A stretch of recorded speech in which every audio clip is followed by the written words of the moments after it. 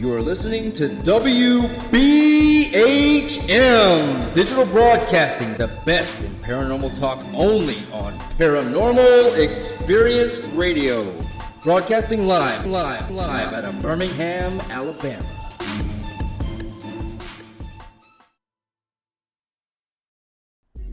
This is Ghost Talk with 187 PI. Sit back and prepare yourselves for an adventure into the paranormal world with host Shelley Robertson and 187 PI research team. Ghost Talk is broadcasting live from Ohio's most haunted jail. Learn about their ongoing research at the jail and abroad, investigation techniques, and their personal encounters. Here is your host of Ghost Talk and 187 PI founder, Shelley Robertson.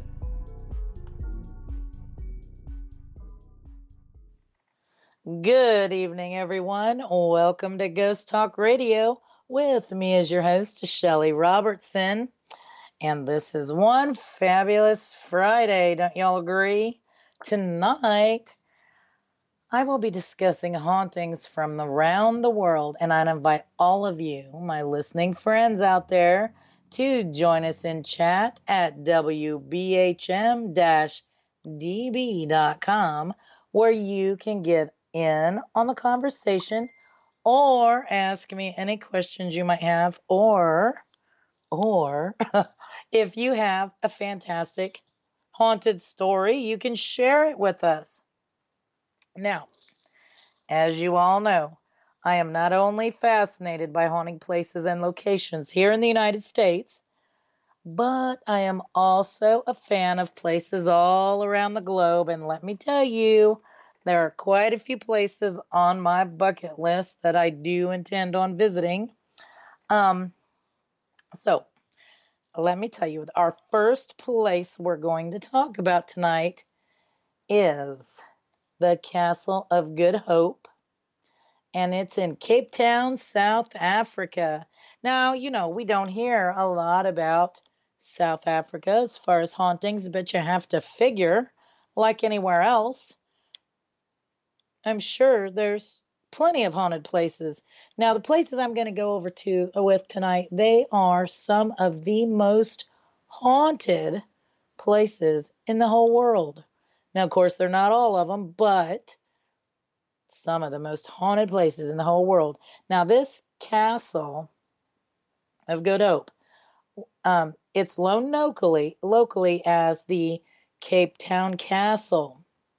Now, it was built in the 17th century, okay? So it's really doggone old. In 1936, the castle was declared a historical monument. And now it's a provincial heritage site. Now, following restorations in the 1980s, it is considered the best preserved example of a Dutch East India Company. Okay, it was built by the Dutch East India Company between I believe it was 1966, or no, not 1966, 1666 and 1679. Here I'm thinking about the 60s when I was born. It's a little bit older than me. Now, the castle, I'll tell you guys, is the oldest existing colonial building in all of South Africa, the very oldest. Now, this fortress, it housed a church, bakery, various workshops, living quarters, other shops, and even cells, yes, jail cells, among other facilities within this castle.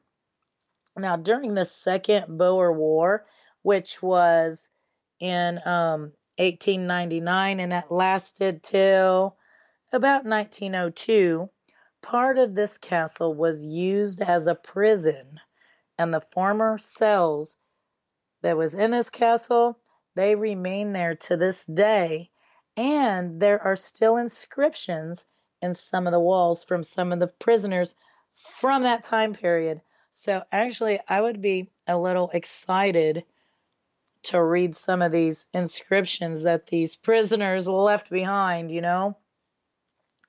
The castle actually acted as a local headquarters for South African army in the Western Cape. All right. And today it houses the Castle Military Museum and ceremonial facilities for the traditional Cape regiments.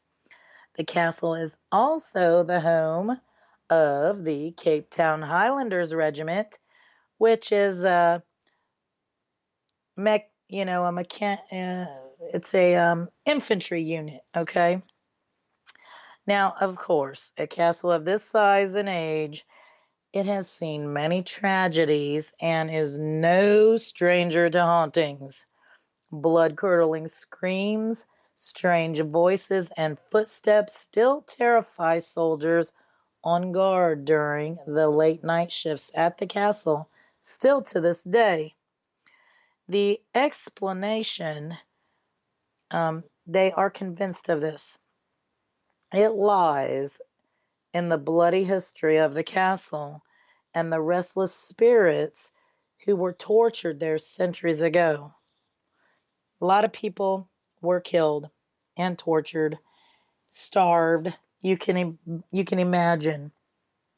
To this day, the soldiers who guard the castle would rather walk all the way around the outside of the building than pass through the haunted archways, especially in the wee early hours of the mornings. Now, apparitions have been reported, including this man who is seen walking all through the castle, and there is a dog that supposedly jumps on people when they walk by. And this happens once you go through those archways at the front of the castle. The most interesting story I found about the hauntings here is there's this lady who has been seen running through the complex, and she seems as though she's crying. And the funny thing of it was, her apparition finally disappeared, and no one's seen her when excavations uncovered a woman's body. Now, isn't that something? So evidently, at least for her, they put her at ease. Nonetheless, there's still apparitions of prisoners, soldiers, and of course, the man that they see all the time with the dog. This next place is Akershus Fortress, or Castle, what they want to call it, and it's in Oslo, Norway. Now, it's considered one of the Nordic's scariest places, and we don't often hear too much about haunted places in Norway. Now, this castle, it was built in 1299. 1299. And it was protect Oslo. They built it to protect Oslo, and that's the capital of Norway. And it has also been used as a prison. Of course, you can imagine there was probably like dungeons and holding chambers and torture chambers, probably in nearly most castles, I would suspect. But nonetheless, this was also used as a prison. The chapel in this castle, it holds the crypts of King Hakon VII and King Olav V. And, of course, several other royals are also buried here, right? Now, which makes this really interesting and probably adds to the hauntings. The Nazis occupied the castle during World War II, carrying out many executions right there on the site. Now, today, the fortress, it covers like 67 buildings, and the space that it takes up, land-wise, is the size of 14 football fields. So that's pretty good, pretty good. And today, there's like 900 people employed here. So it's a big, big place. Among many reports of paranormal activity, of course, you can imagine, There's been lots of reports of phantom footsteps, apparitions of soldiers, and the castle's most well-known apparitions haunting its grounds is a robed woman and, of course, a demonic dog.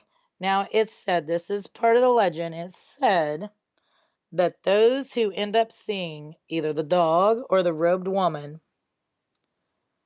they will have a traumatic death a few months later. Now, I am not so sure I would want to try and debunk that case, folks. I don't know. What do y'all think? I think anything that results in death might be a little iffy. I don't think I want to test that one.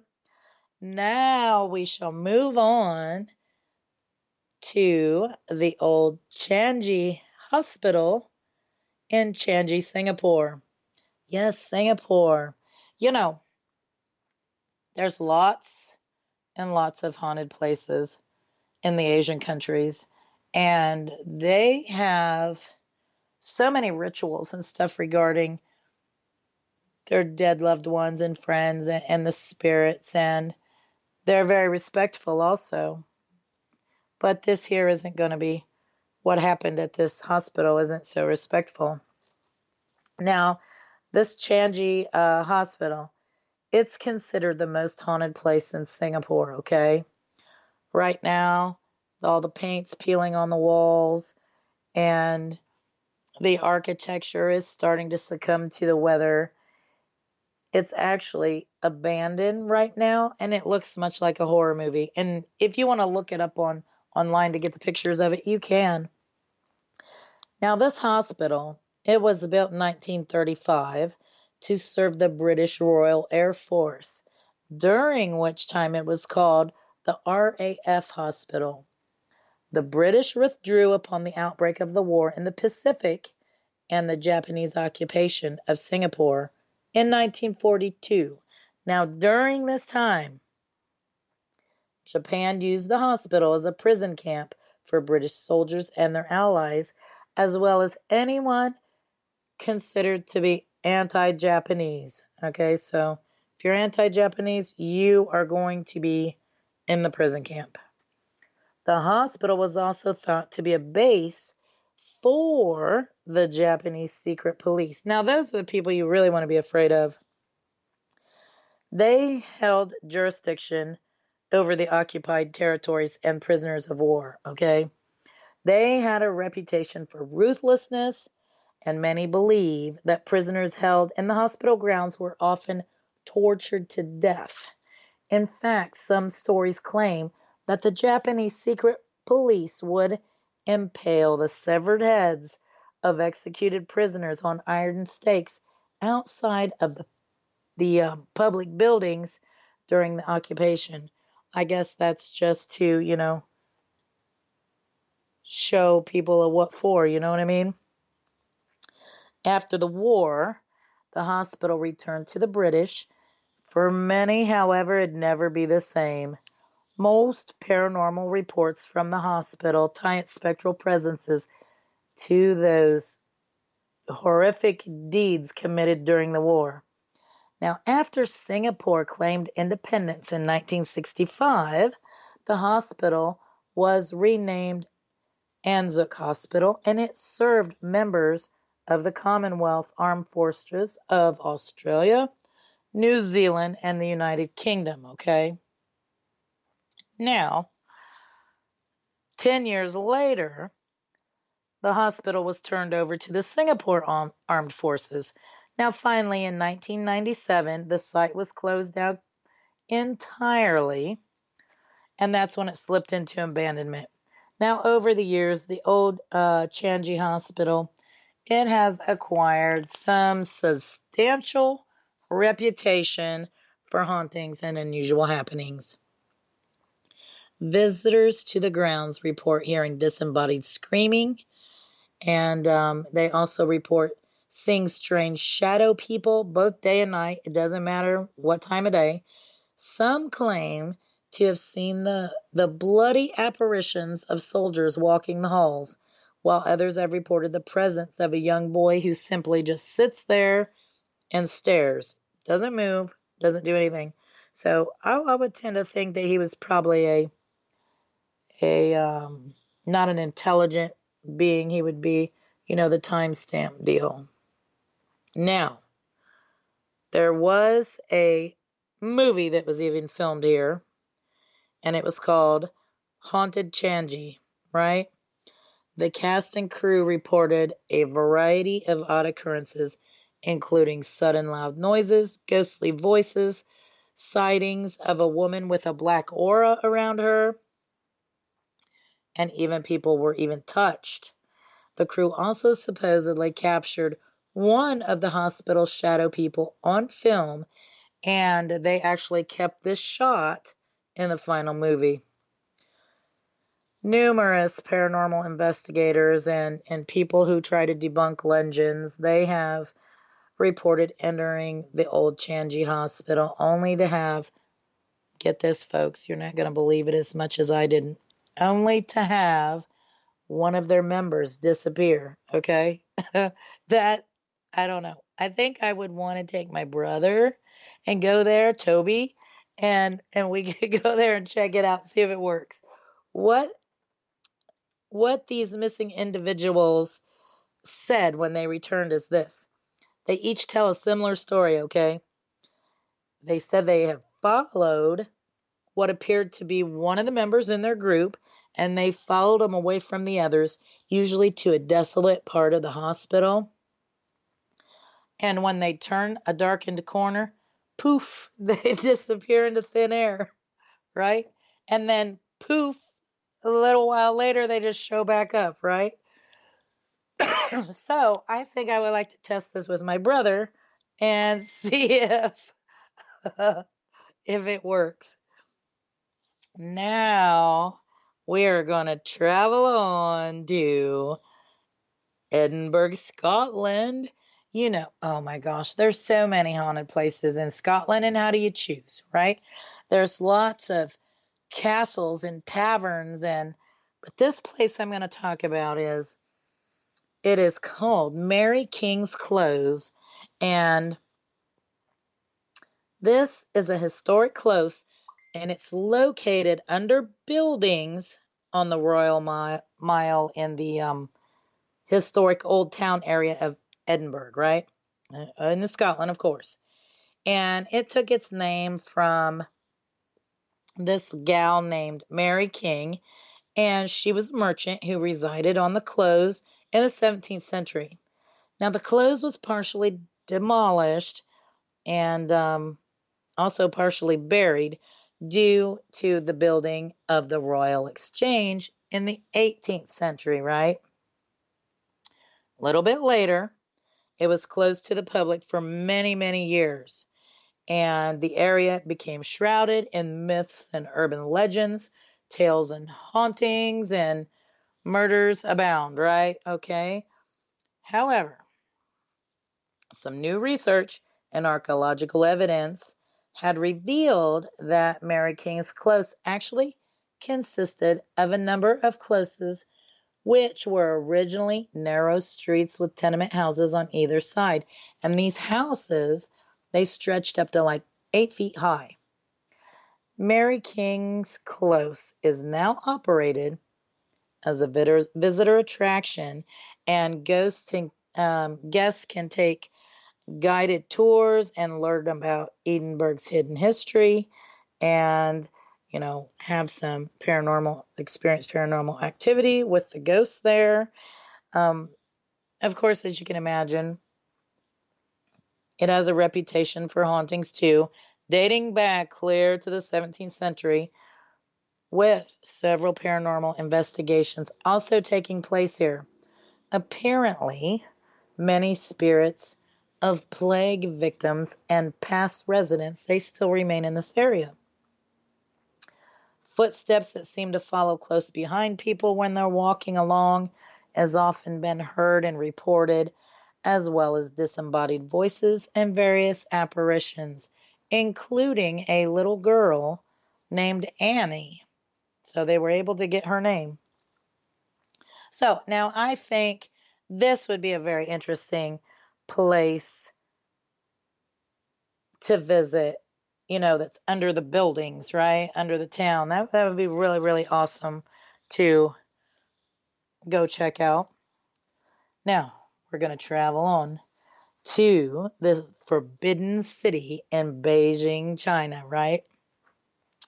The Forbidden City it's a big palace complex in central Beijing, China, and it houses the Palace Museum, and it was the former Chinese imperial palace from the Ming Dynasty to the end of the Qing Dynasty. And the years that this was in operation like that was 1420 to 1912. So now this Forbidden City, that's what they call it. It served as the home of emperors and also for the emperor's household, as well as the ceremonial and political center of Chinese government. Okay, and this went on for like 500 years. Now, it was constructed in 1406 and it was finished in 1420.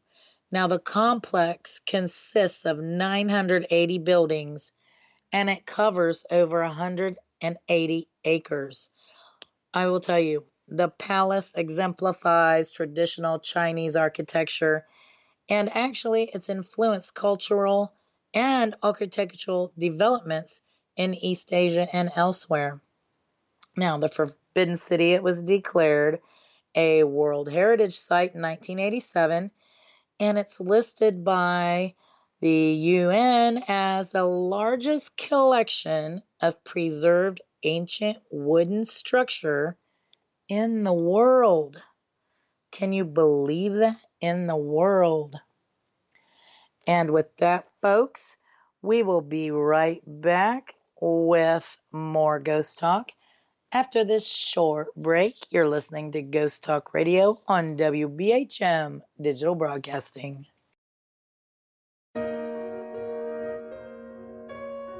You are listening to WBHM Digital Broadcasting. The best in paranormal talk radio.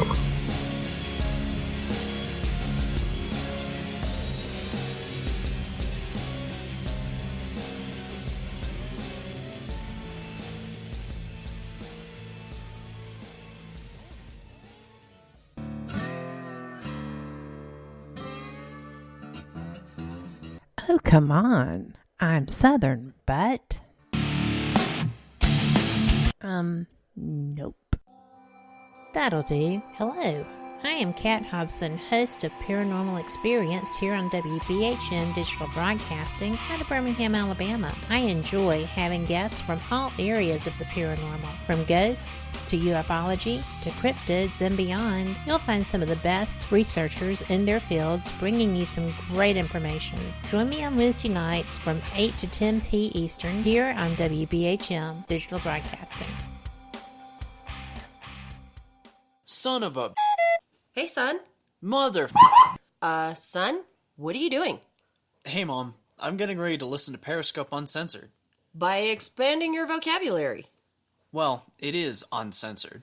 Son, the uncensored part of Periscope Uncensored is Jax and I getting down to brass tacks with all aspects of the paranormal.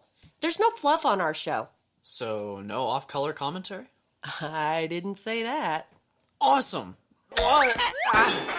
Son? I just hit my head. Oh boy. I'll go get you an ice pack. Catch Periscope Uncensored Thursday nights at 9 p.m. Eastern, only on WBHM Digital Broadcasting. Since 1948, Fate Magazine has brought you reports of the strange and unknown, all of them true. Fate Radio is carrying on that tradition, bringing you the unusual, macabre, strange, and bizarre. Join host Kat Hobson Sunday nights from 8 to 10 p.m. Eastern on WBHM Digital Broadcasting.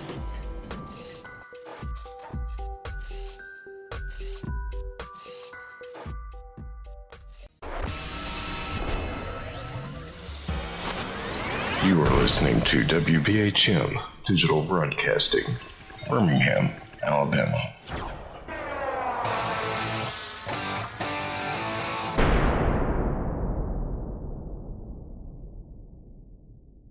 Thank you for listening to WBHM Digital Broadcasting out of Birmingham, Alabama. The time is 23 minutes after the hour. Back to Ghost Talk Radio. With me is your host, Shelly Robertson. If you just tuned in, I invite all of you to join me in chat at WBHM-DB.com, where you can ask any questions you may have. If you missed the first part of the show, no worries, folks. You can listen to our show archive on Spreaker, Google Play, iTunes, and iHeartRadio. And I think there's a couple others too. So wherever you are, we're there too. Now, first, we were talking about the Forbidden City before the break. And right before the break, I had mentioned that it is the largest collection of preserved ancient wooden structures in the entire world. Now, I'm going to finish talking about this because, I mean, you could probably talk a whole, I don't know, hour and a half just on this fascinating large place, right? Now, since 1925, the Forbidden City had been under the charge of the Palace Museum, whose extensive collection of artwork and artifacts were built upon the imperial collections of the Ming dynasties, right? Part of the museum's former collection is now in the National Palace Museum in Taipei.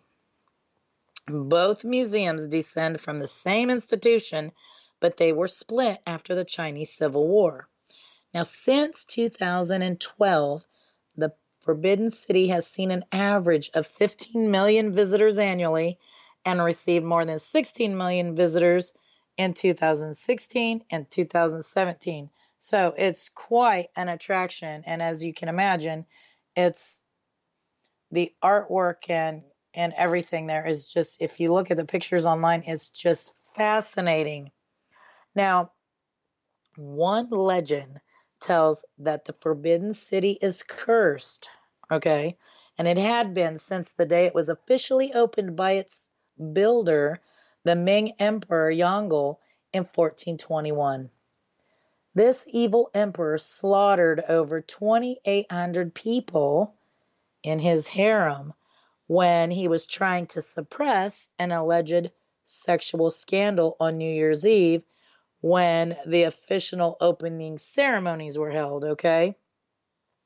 Now, a few years after that horrendous incident, right, this fire raged through the Forbidden City, burning over 250 buildings to the ground and killing numerous people.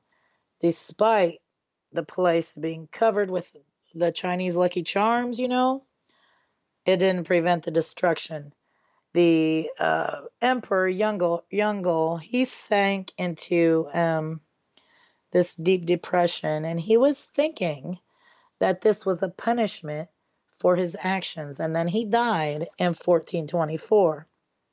Now, thousands of people have perished inside the walls of the Forbidden City, so you'd think that the place is overpopulated by spirits, right?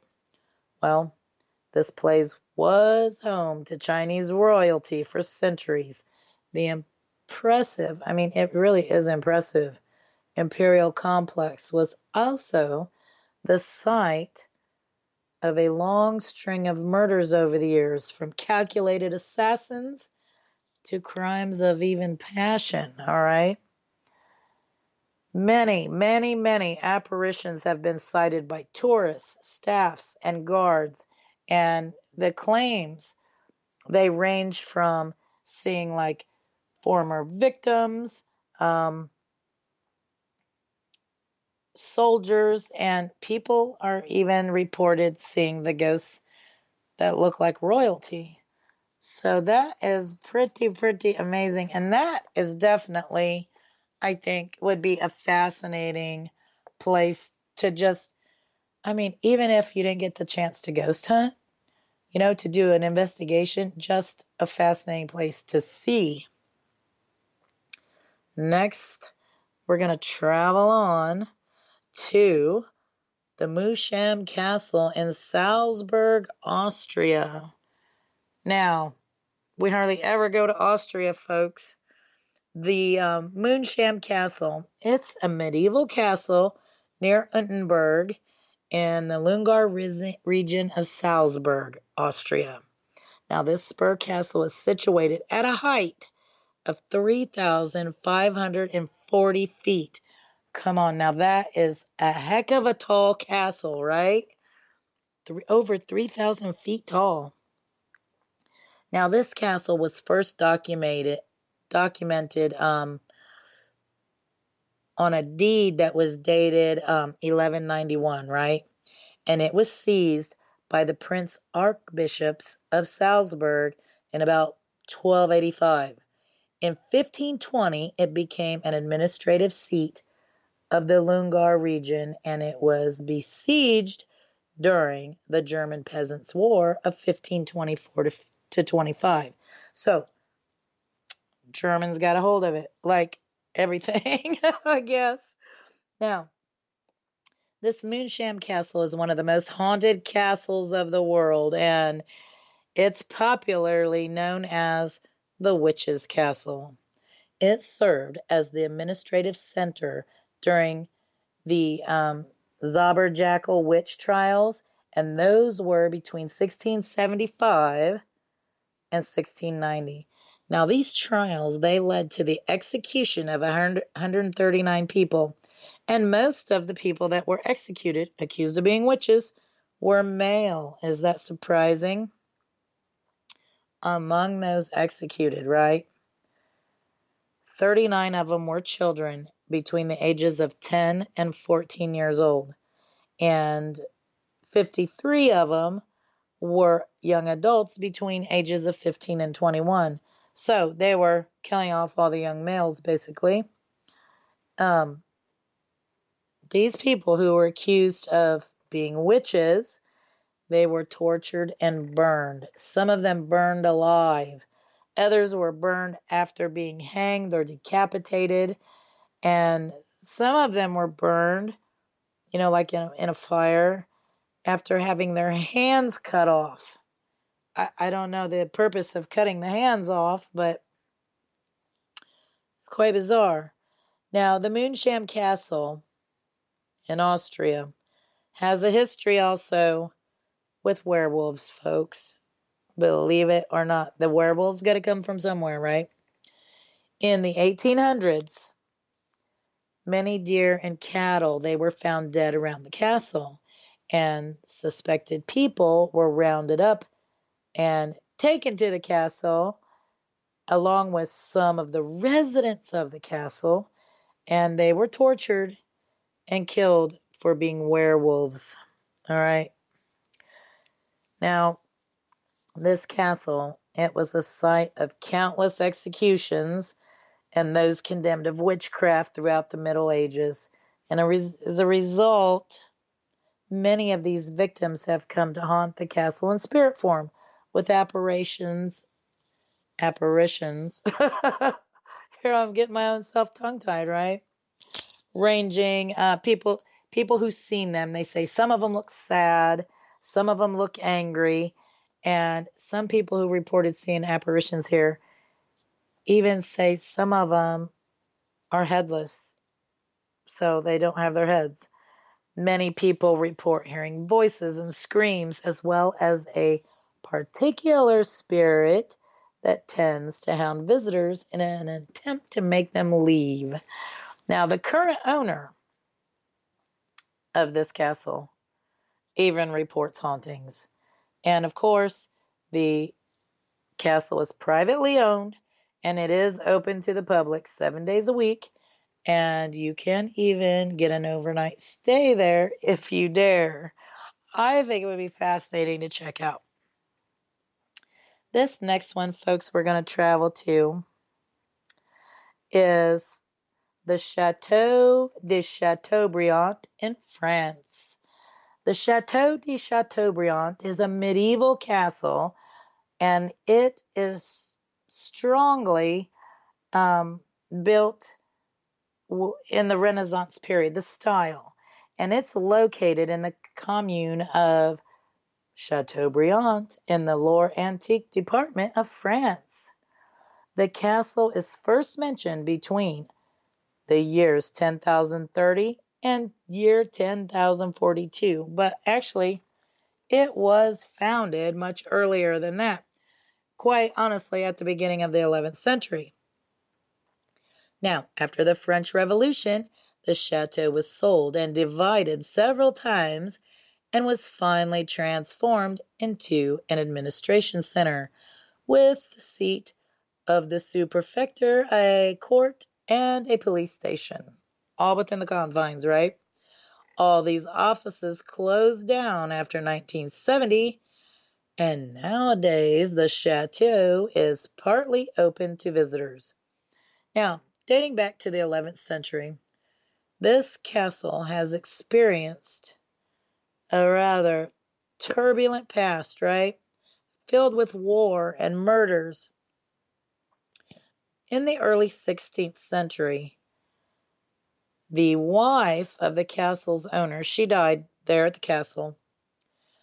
And many from that period all the way up into today, they say she was murdered by her husband due to her affair with the King of France.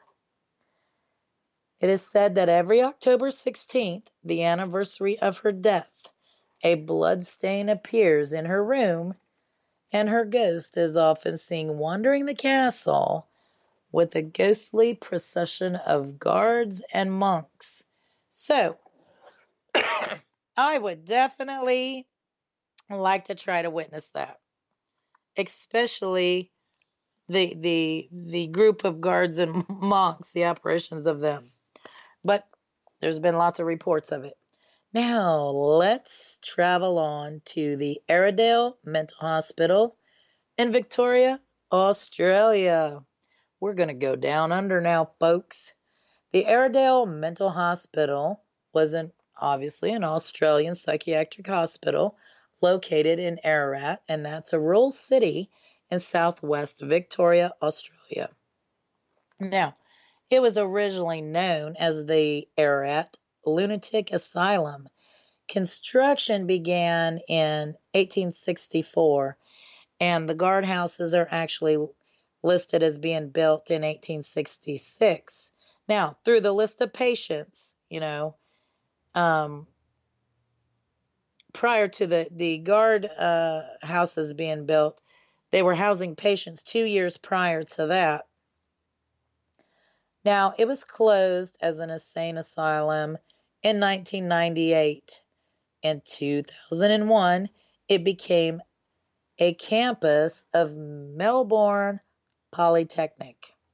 Now, this asylum was built as a town within a town with its own market gardens, orchards, vineyards, and even livestock were kept on the grounds. And at its height, it had over 500 staff, right? The original wings built in the 1860s to the modern forensic unit, which was built in 1991, total makeup of this dwelling was 63 buildings, right? And the forensic unit was put in just 2 years before the facility closed. Now, despite being closed as an insane asylum, the facility, it continued to house female prisoners during the building renovations right up until the current management took over in 2001. So you see here, once lived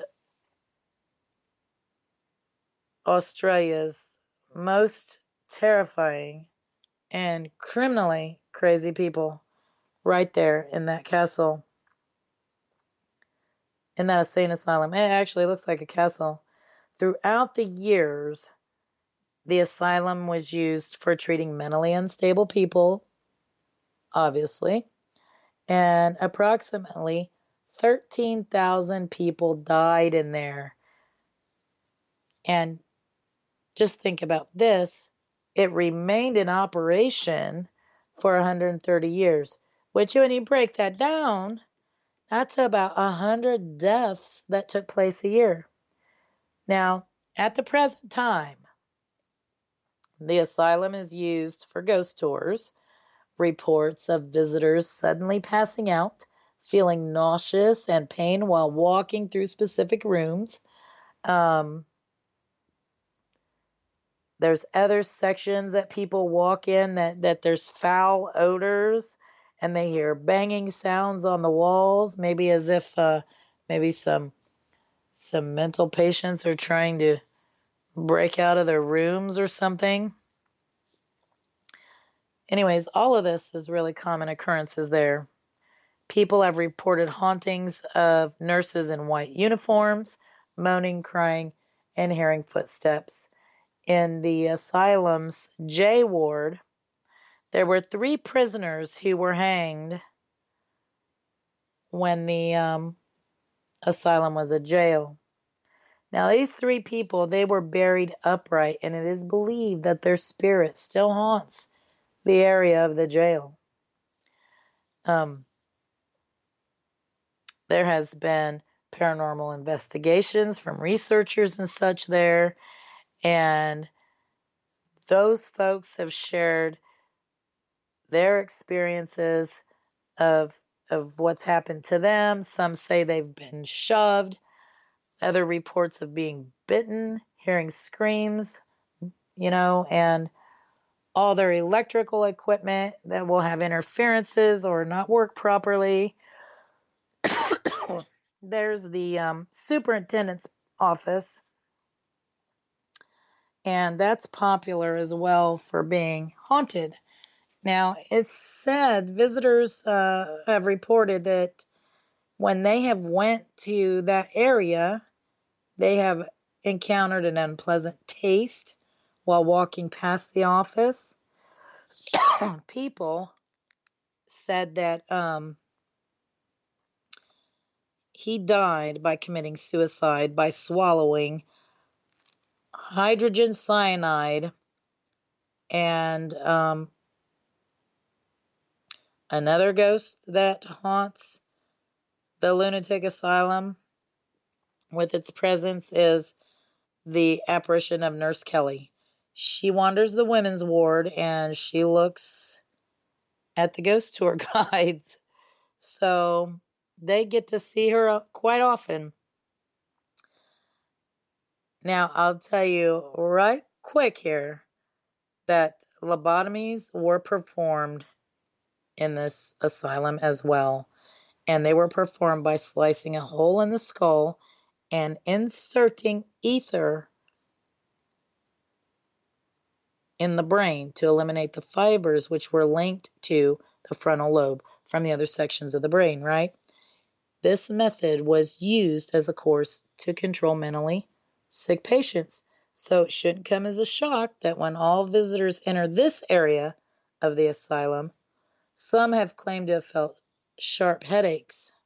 So, as you can imagine, why this place is one of Australia's most haunted locations.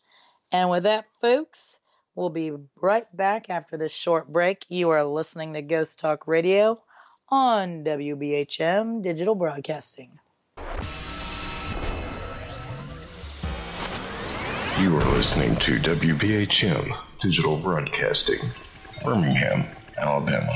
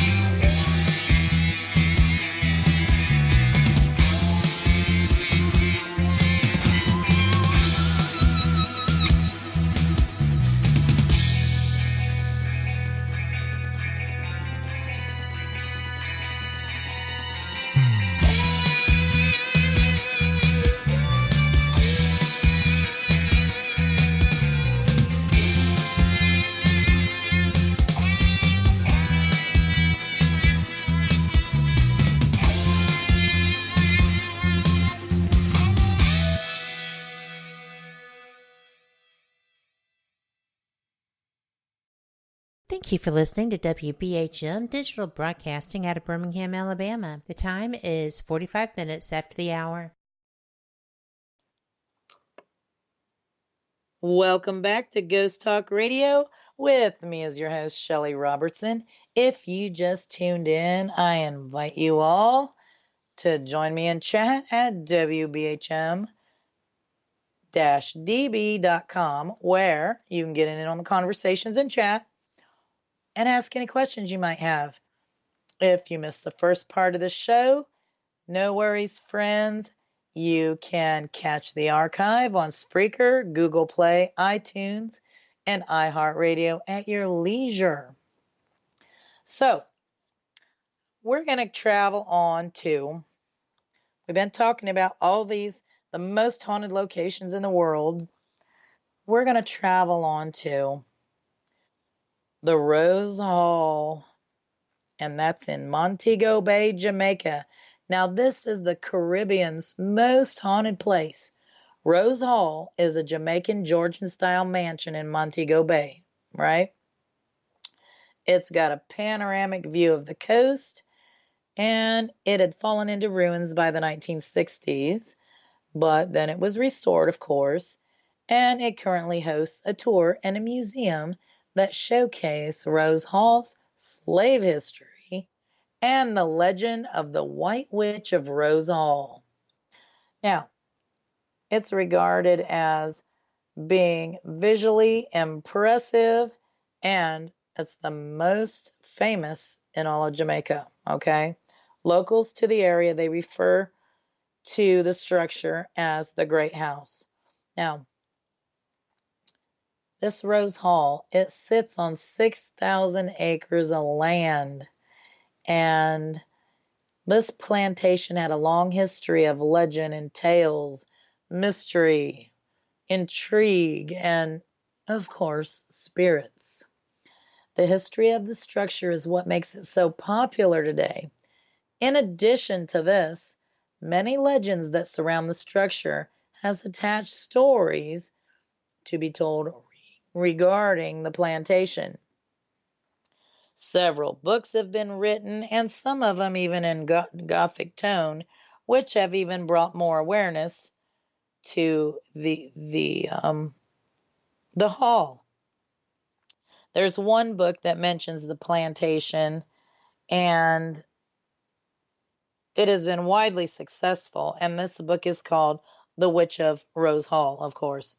Now, this haunted house in Montego Bay, it was completed in the year of 1780, and in the earliest days of the history of the home, the owners had approximately 2,000 slaves working in and around the immense building and the vast acreage of the property.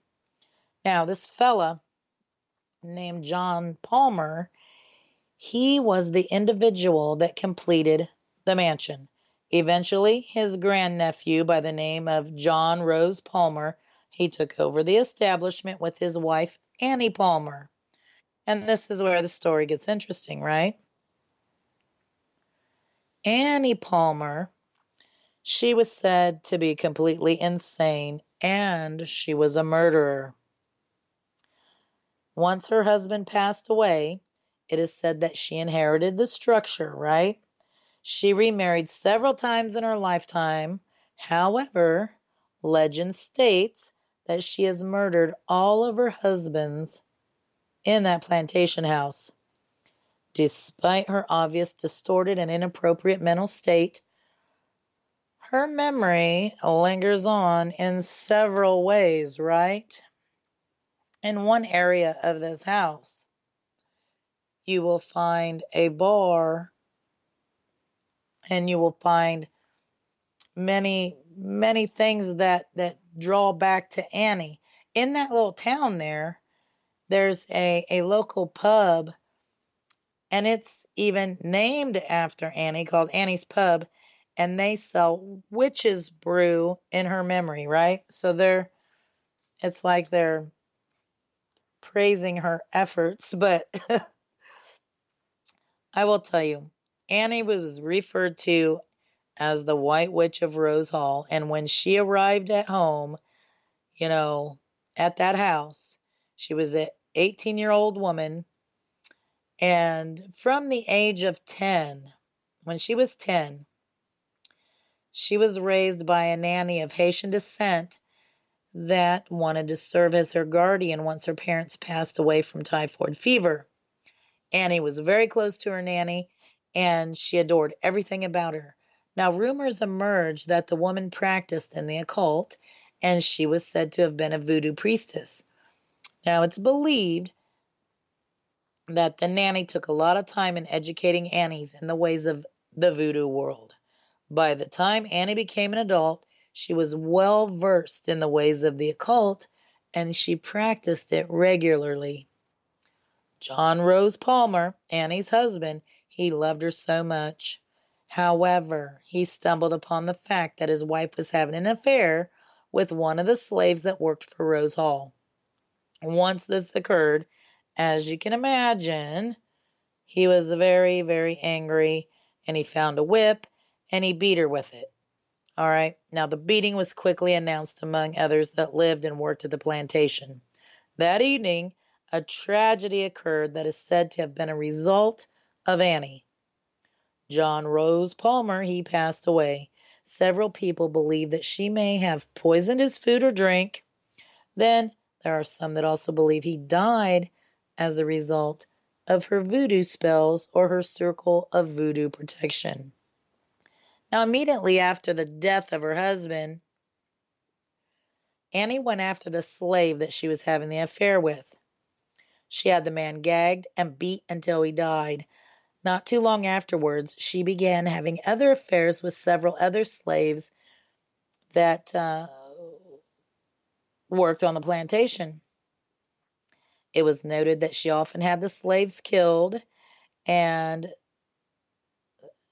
especially the ones that she had intimate relations with. Now, when the people who worked for Annie discussed her, they referred to her as the voodoo woman. And in the year of 1831, Annie was discovered dead. It was determined that she'd been strangled. Now, while the servants worked to destroy all her belongings, it is believed that her spirit actually embedded to the home. Several hauntings and various types of unexplained activity have occurred throughout history, including reports of many apparitions, voices, and strange noises throughout the property. And that is even today, and that is quite amazing. Now let's come back to the United States, shall we? To our own backyard. And let's go to the Sally House in Atchison, Kansas. It's been called not only the most haunted house in Kansas, but quite possibly maybe in the entire country. Now, it was built in the mid-1800s in the growing community of Atchison, and the home has seen its fair share of owners through the years, including the family of a 6-year-old girl named Sally, who died in the home during a botched appendicitis surgery, okay? Now, the report states that a male doctor used to live in the home, and he used the front of the home for patients while his families lived upstairs. Now, one night, a mother and her daughter, who was Sally, they showed up urgently needing help for little Sally, and she was having extreme stomach pain that couldn't be stopped, right? So the doctor had to react quickly and do what he could to help. Now, while anesthesia, it was given to Sally, but the doctor had to act rather quickly, because he felt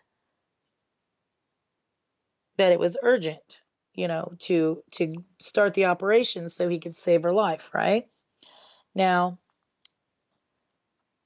it was also stated she had appendicitis. Now, unfortunately, she passed away on the operating table, and as you can imagine, her last living memory was feeling the pain from that male doctor, right? Those who have visited the Sally house have reported a ton of different and strange happenings. Voices, cell phones having issues, footsteps going up and down stairs, you name it, it's been reported. But the real kicker that's been reported, this is the real kicker, folks. scratches mysteriously appear on the bodies of some of the men who visit the home. Maybe I should go for a visit with some male friends and let's see if that really works.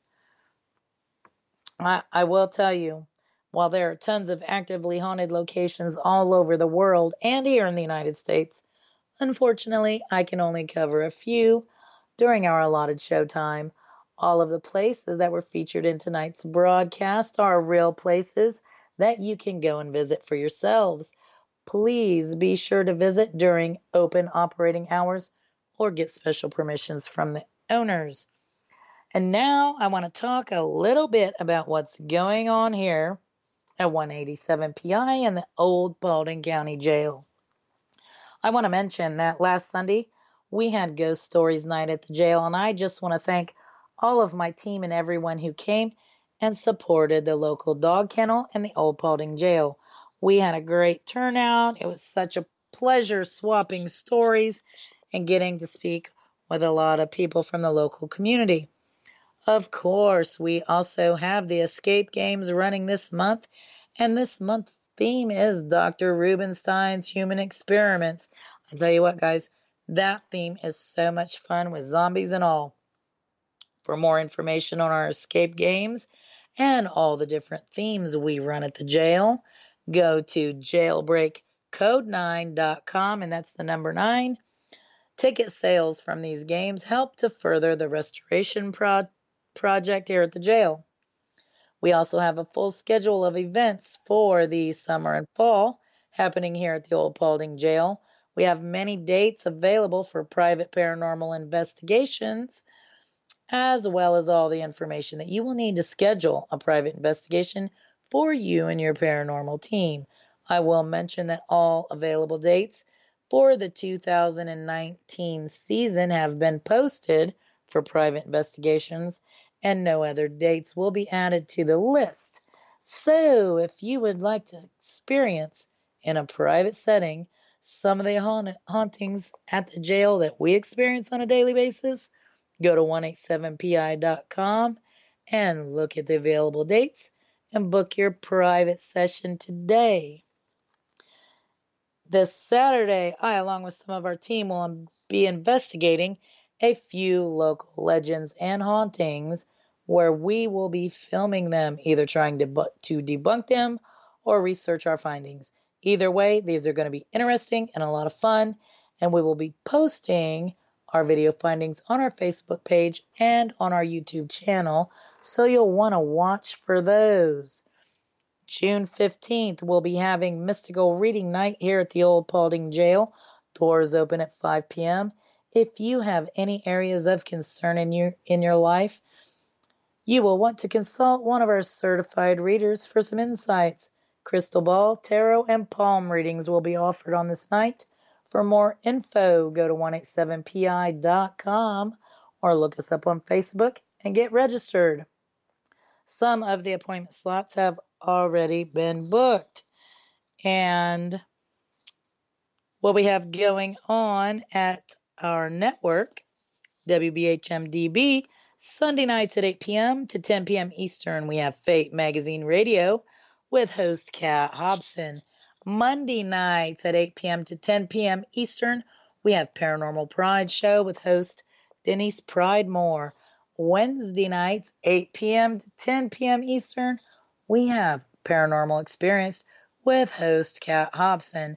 There are some fantastic shows with great information and amazing guests. You will want to be sure to tune in. And stay tuned, folks. There's another fantastic show coming up after me. As we come to the close of my show, I want to thank all of you, our listening friends out there tonight, for taking time out of your busy schedule to listen to my live broadcast. Thank you so much.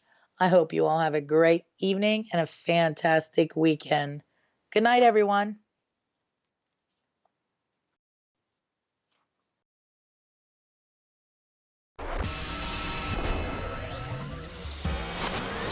You are listening to WBHM Digital Broadcasting, Birmingham, Alabama.